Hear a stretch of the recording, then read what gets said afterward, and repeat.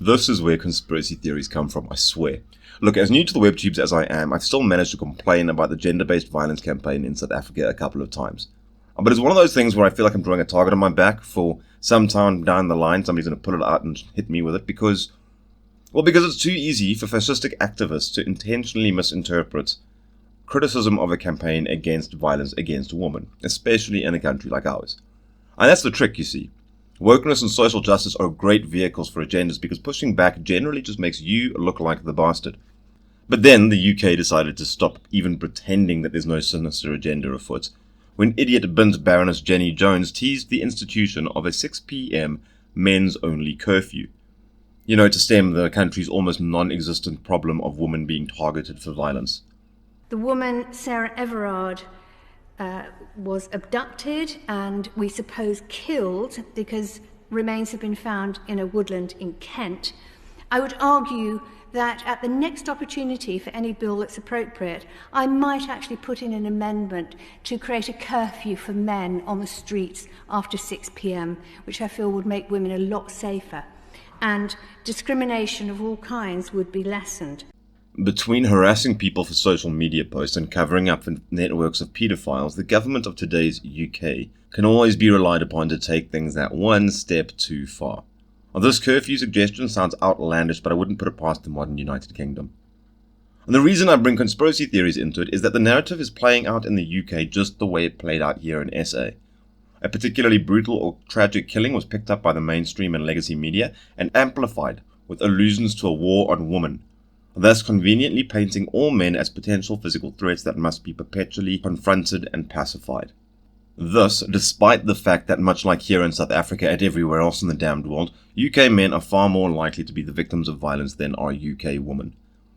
And then of course the opinion columnists, the media talking heads and the mentally deficient feminists see a chance to grift, and so they all start spouting off the same talking points we've all heard 1,000 times before, as though they were all working off of the same globally distributed script.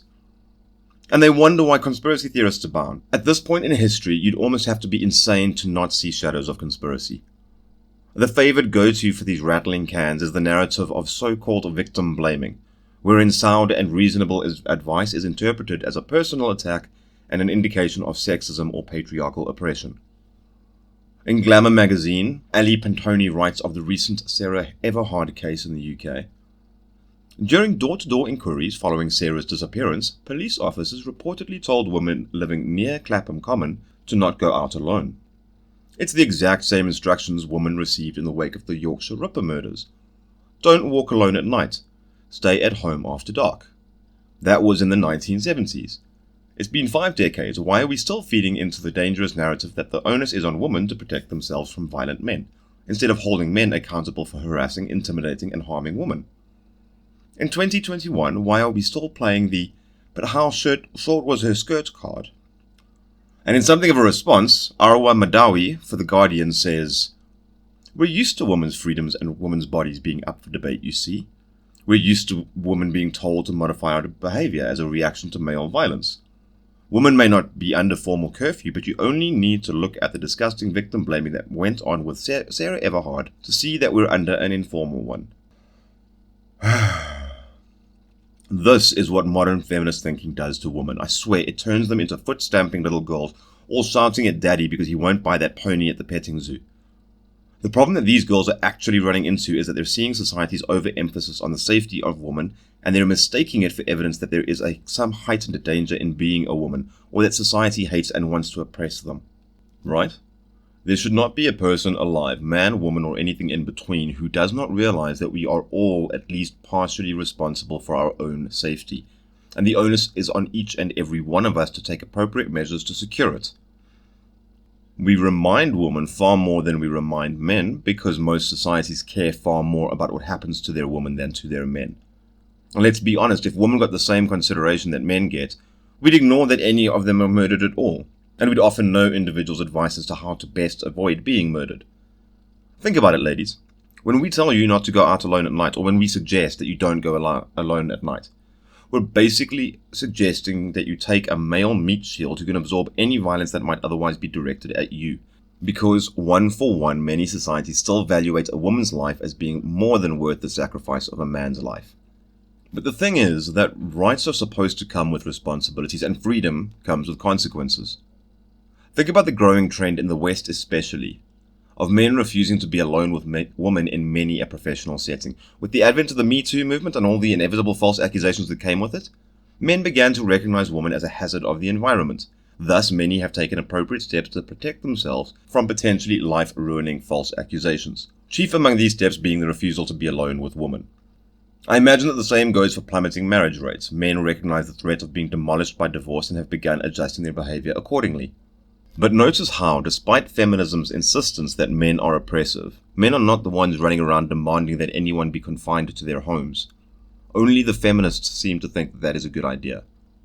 And at the end of the day, while these ladies are whining about how bad they have it, they also happen to be living in the UK, one of the safest countries in the world during the safest period in its history, a situation arrived at in spite of the supposed patriarchy intended to keep women down. There is not and never has been anywhere safer to be a woman than in the modern developed world, and yet it is still not good enough for these people. So, the question for feminists is, if you require that the entire world be bubble wrapped just so that you can function within it, what was the point in your ever leaving the kitchen in the first place? And for those South Africans who might wonder how anyone could complain about an anti-femicide campaign in light of our country's state, think of the UK as a snapshot of a potential future.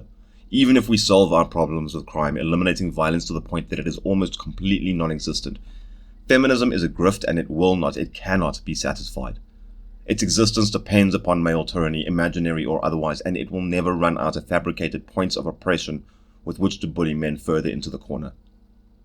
And that's a massive danger, because whether there's an active and conscious conspiracy or not, a society in which women are raised to fear men, and in which the state is used to bully men into acquiescence, it is not a society that is likely to see a reduction in violence committed against women.